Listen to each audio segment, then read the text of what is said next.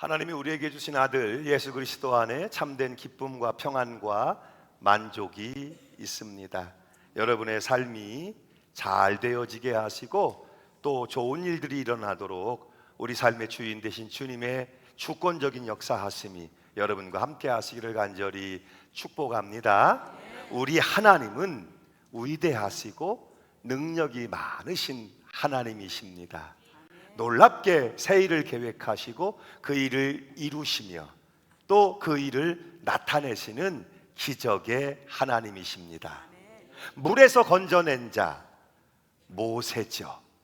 이 모세를 통해서 하나님은 200만이 넘는 이스라엘 백성들을 구원하십니다. 유월절 어린 양의 피로 구속하시고 홍해 구원의 바다를 건너 하나님의 자유한 백성, 예배의 백성이 되도록 놀랍게 출애굽 여정으로 인도하십니다. 광야길 40년 그 가운데도 하나님은 늘 함께 계셔서 친히 그 백성들을 먹이시고 입히시고 돌보시며 마침내 약속의 땅 가나안이 바라다 보이는 요단강 앞에 서게 하십니다. 사실 하나님이 이스라엘 백성들에게 보여주고 계시는 구원의 최종 목적지 약속의 땅은 광야는 아니었습니다. 광야 가운데 경험되는 하나님의 구름 기둥, 불 기둥의 역사가 신비로울지라도 날마다 하늘에서 내리는 만나 생명의 양식으로 광야의 식탁을 차려주시고 배불리 먹이시는 은혜가 크고 놀랍다 할지라도 이스라엘 백성들의 최종 목적지는 광야는 아니었습니다. 하나님이 보여주시는 땅, 하나님이 허락해 주시는 땅, 약속해 주신 땅 가나안이 그들에게 주신 구원의 목적지였고, 이제 광야 시대를 끝내고 연단받은 백성들이 요단을 건너 가나안 땅에 들어가야 하고 그 땅을 차지해야 하는 역사적 전환기를 맞이하게 된 것이죠. 바로 그때 하나님의 사람으로 믿음의 거장으로 우뚝 섰던 사람이 눈의 아들 여호수아입니다. 오늘 우리 기도해 주시는 장로님 100주년에 대한 기도를 해주셨어요.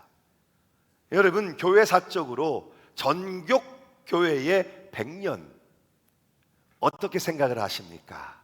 올 마지막 주일이 100주년이 되는 전국교회 100주년 기념 사업을 계획하며 우리가 함께 기도하고 있습니다.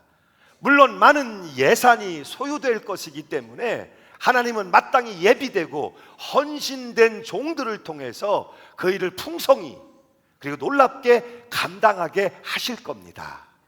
그러나 중요한 것은 이 교회를 통해서 부름을 받은 여러분 한 분 한 분, 주님의 교회에 주님께 연결되고 연합된 여러분 한 분 한 분이 이 100주년을 어떻게 생각하고 있는가? 어떤 의미를 부여할 수 있을까요?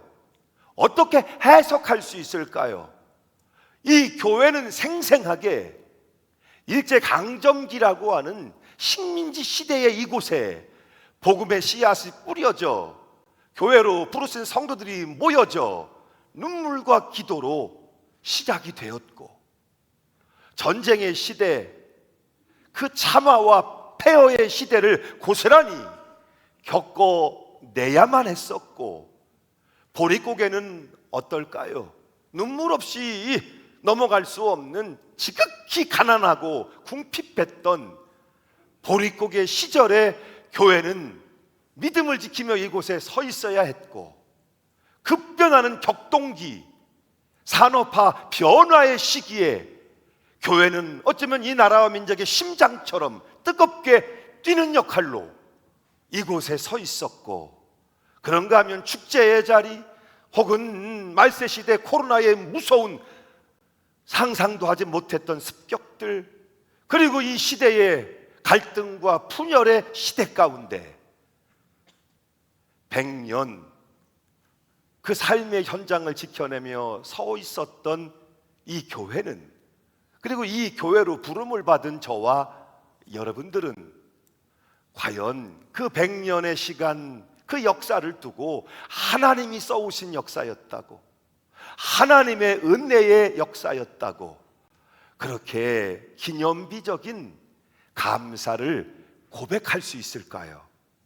만일 그것이 가능하다면 우리는 새롭게 시작되는 100년에도 충분히 영적인 의미를 부여할 수 있을 것이고, 여러분의 삶에도 충분히 하나님이 주시는 꿈과 비전을 발견하게 될 것이고, 다시 붙잡게 될 것이고, 그것을 이루어 가시는 하나님의 놀라운 역사, 여러분의 믿음의 행보, 믿음의 행진은 계속되어 갈 수 있을 거예요. 그래서 하나님은 여호수아를 새롭게 펼쳐 들고, 주여 우리 한 사람 한 사람이 믿음의 사람들로 굳게 서게 하시고, 할렐루야, 내게도 이 중요한 시기에 강하고 담대한 믿음을 주옵소서, 함께 구할 수 있는 거예요. 여러분, 성경 신구약 66권은 각각 성경의 목적을 가지고 있죠. 그 중에서도 특별히 오늘 우리에게 두고 계시는 여호수아서 말씀은 구원받은 이스라엘 백성들, 구원 기적의 강 홍해를 건넌 이스라엘 백성들, 그들이 이제 하나님이 보여주시는 그 땅을 바라보며 어떻게 요단을 건너갈 것인지, 어떻게 대적과 성들과 맞서 전쟁을 치러내며 싸워내며 이겨낼 것인지, 그리고 그곳에 하나님이 들어가게 하시는 이유, 하나님의 나라를 건설하며 그 백성들이 하나님의 백성으로서 하나님 나라를 경험하는 삶을 살 수 있을 것인가, 이 부분에 대한 분명한 말씀을 주고 계신 거예요. 그래서 오늘 100년 아무것도 아니에요 그러면 아무것도 아닌 한 해일 수도 있습니다. 그러나 믿음 안에서 이 100년은 의미가 있습니다.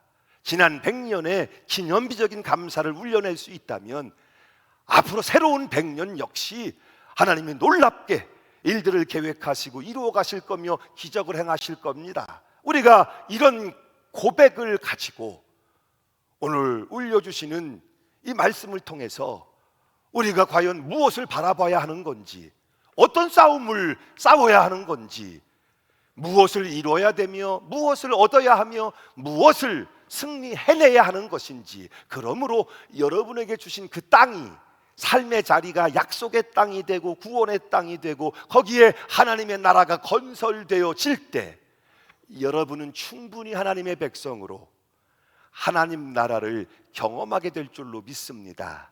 그 지혜와 방법을 하나님은 우리에게 가르쳐 주기를 원하시는 거예요. 여러분, 약속의 땅 가나안은 바라보기만 해서는 저절로 정복되어지지 않습니다. 먼저 우리 안에 있는 두려움을 극복해야 할 것이고, 때로는 우리를 가로막는 대적들이 있어서 그들과 전쟁, 싸움도 벌여야 할 것이고, 때로는 잘 준비된 신앙의 전략, 전술을 따라서 일사불란하게 마음대로 하면 안 돼요. 하나님의 강한 군대 용사들이 돼서 일사불란하게, 할렐루야, 하나님이 우리에게 보이시고 가라 하시는 그 땅을 향해서 믿음으로 전진해 나가야 할 줄로 믿습니다. 이 부분에 대하여 오늘 성경은 우리에게 말씀하기를 시작하시는 거예요. 1절 말씀이죠. 시작되는 말씀 함께 읽습니다. 시작.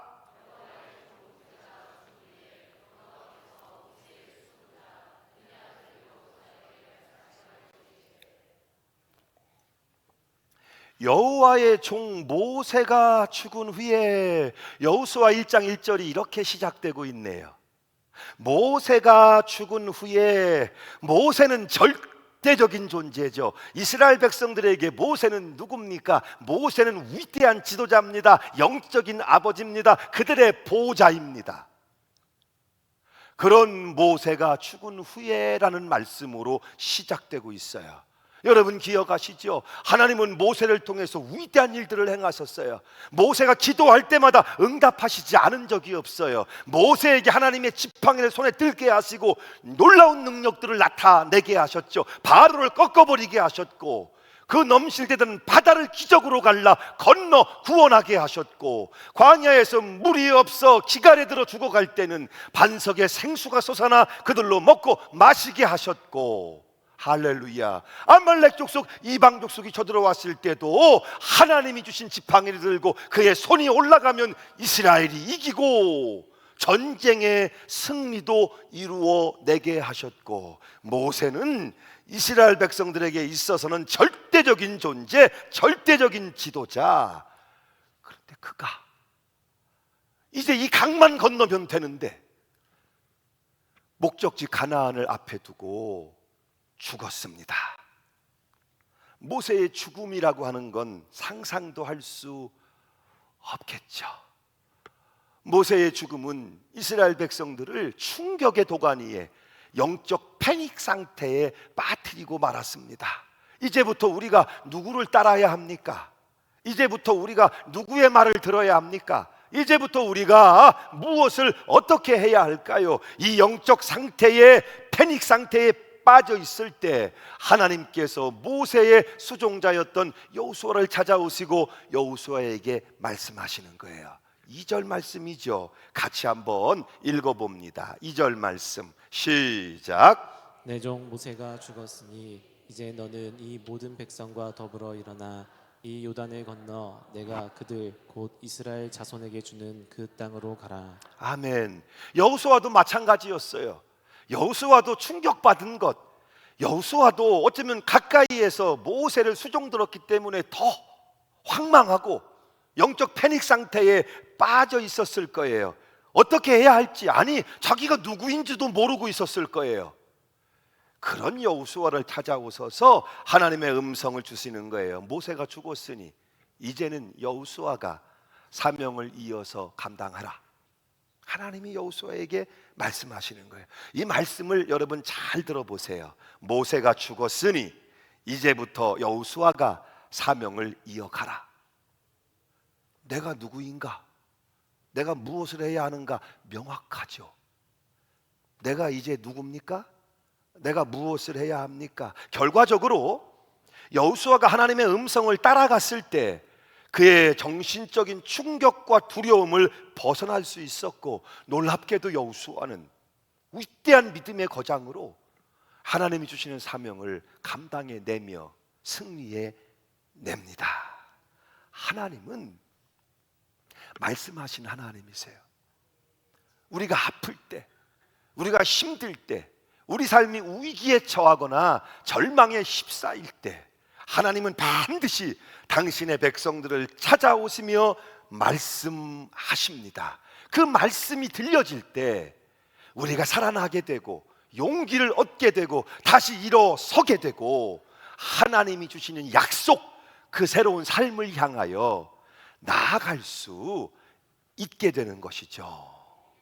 지난 연말에 가까운 목사님들이 모임으로 모였어요.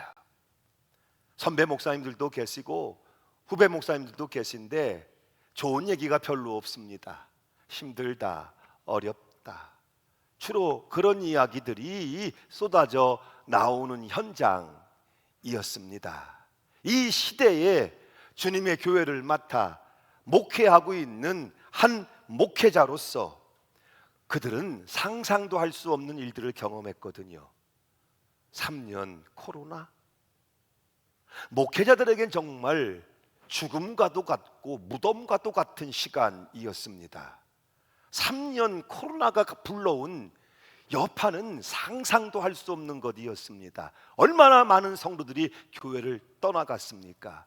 은혜가 있던 교회에 은혜가 없어지기 시작하니까 부딪히는 사람마다 갈등이요, 부딪히는 사람마다 불평이요, 부딪히는 사람마다 불화가 끊이지 않고 있습니다. 교회마다 은혜가 있으면 아무것도 아닌 일들인데 저마다 자기를 얘기하고 자기 주장을 내세우고 다 가시와 엉겅퀴들을 날카롭게 꺼내놓으니 여기서 부딪히고 저기서 부딪히고 교회들이 시험에 휩싸이기 시작하고 예배 시간은 적막강산으로 변해가기 시작하고, 그래도 붙들어 보려고, 지켜보려고, 회복시켜 보려고 애를 쓰지만 그 교회의 현실, 목회의 현장은 버겁기만 합니다. 이런 상황들 속에서 사실 교회로 부름받은 목회자들이 많이 힘들고 어렵고, 자존감이 무너지고 우울감들이 몰려오고, 스스로 좌괴감이 들기 시작하고, 내가 지금 뭐 하는 사람인 건지, 뭐 하고 있는 건지, 어떻게 할 수 있어야 할지. 그렇죠. 그런 가운데 힘들다 어렵다는 얘기들이 오가는 거예요. 그 현장에 저도 있었습니다. 저도 그 얘기를 듣고 있었습니다. 그러면서도 그렇지 않다고 힘을 내자고, 열심히 내자고 그렇게 말할 수 없었습니다. 지나가는 말로 위로할 수도 없었습니다. 그저 공감할 수밖에 없었습니다. 왜냐하면 저의 마음도 다르지 않기 때문이었습니다. 갑작스럽게 불어닥치는 혹은 밀어오는 거대한 파도처럼 우리 삶의 현실이 두려움과 불안과 걱정으로 우리를 휩싸여 올 때, 여러분, 우리 마음이 심히 흔들리고 무너짐을 경험하게 되지요. 몇 주 전이었습니다.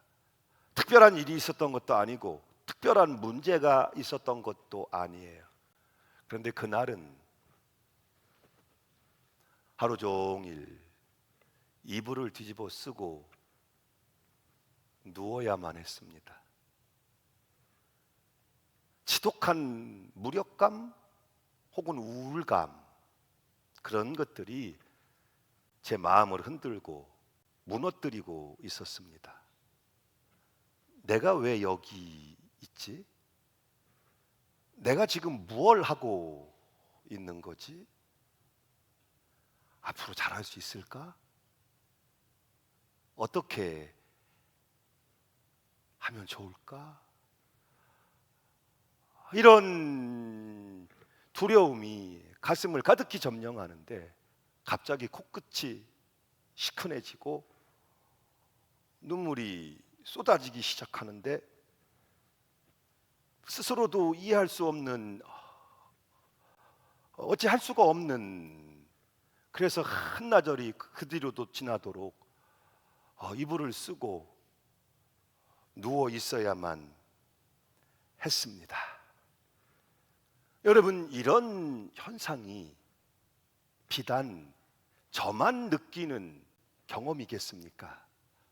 코로나 지난 이후에 급격하게 세상은 말세 시대로 접어들고 성도들조차도 믿음을 찾아보기가 점점 어려워지는 이 현실 속에서 한 사람 목사로서 주님의 교회와 부르심 앞에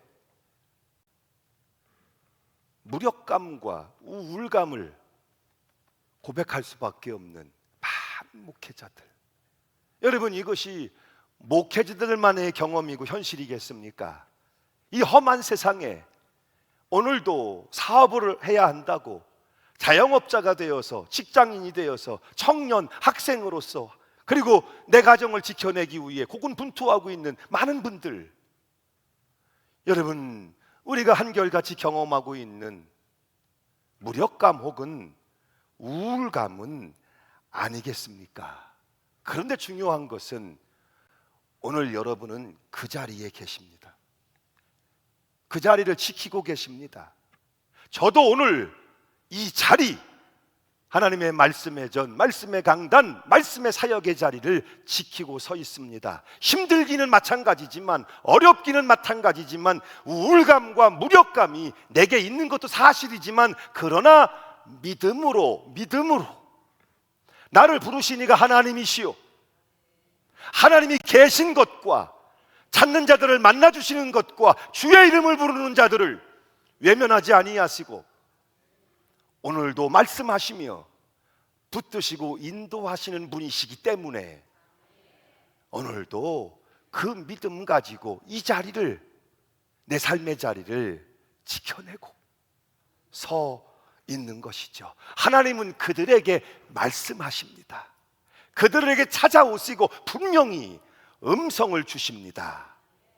사사기 이사야서 40장의 1절로 2절을 보면 이렇게 말씀해 주고 있지요.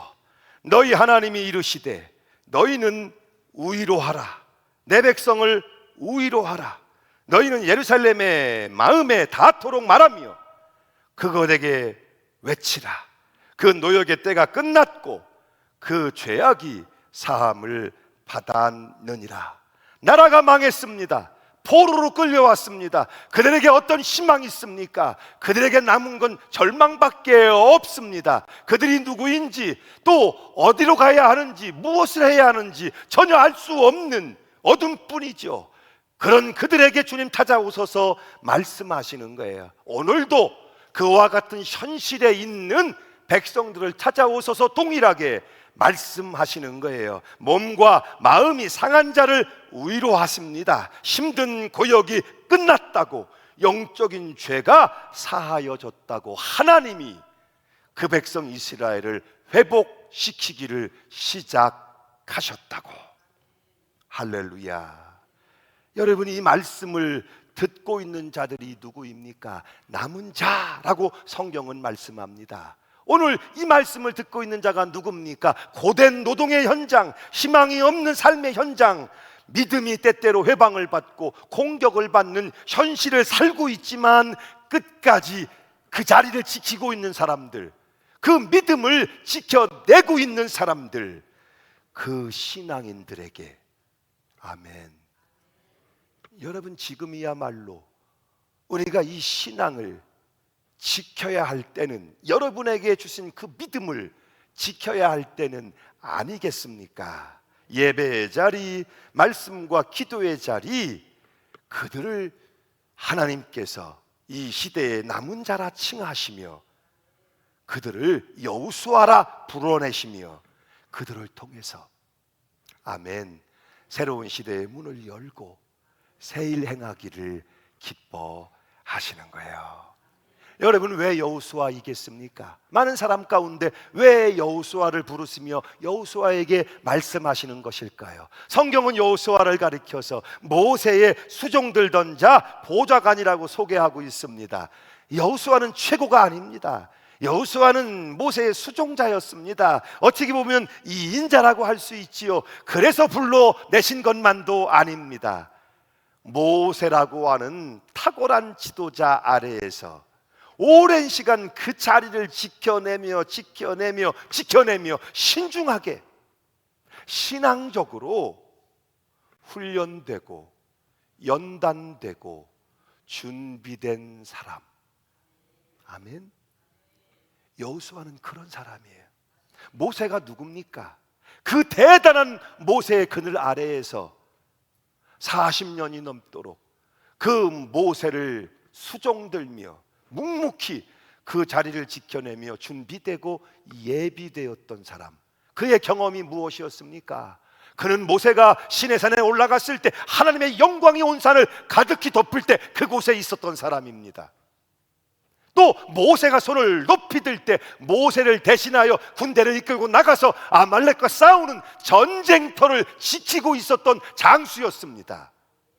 그리고 무엇보다도 그는 그 과정을 통해 하나님의 능력을 깊이 경험했고 아는 믿음의 사람이었습니다. 여러분, 민수기 14장의 8절로 9절 말씀을 같이 한번 읽어보겠습니다. 8절로 9절 말씀 함께 읽죠. 시작. 여호와께서 우리를 기뻐하시면 우리를 그 땅으로 인도하여 들이시고 그 땅을 우리에게 주시라. 그 땅 백성을 두려워하지 말라. 그들은 우리의 먹이라.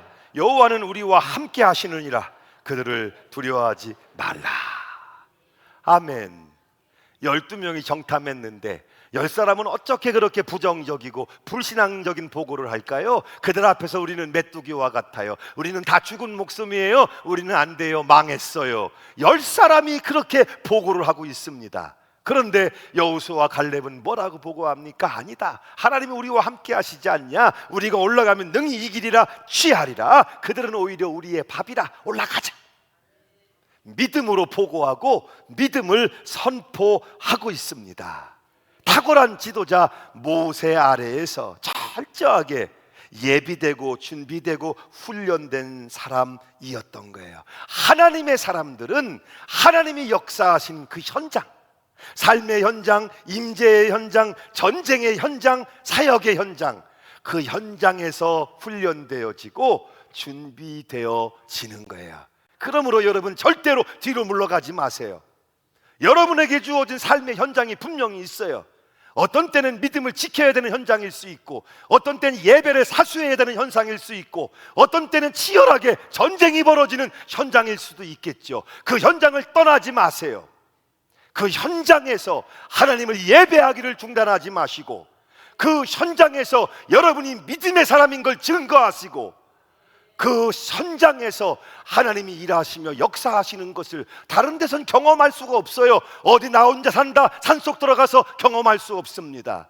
여러분에게 오늘 펼쳐지고 있는 바로 그 치열한 현장에서 믿음의 자리를 지켜내며 믿음을 증거해내며, 할렐루야, 하나님이 능력으로 일하심을 경험하고 체험하고 하나님의 사람들로 만들어져 가시기를 바랍니다.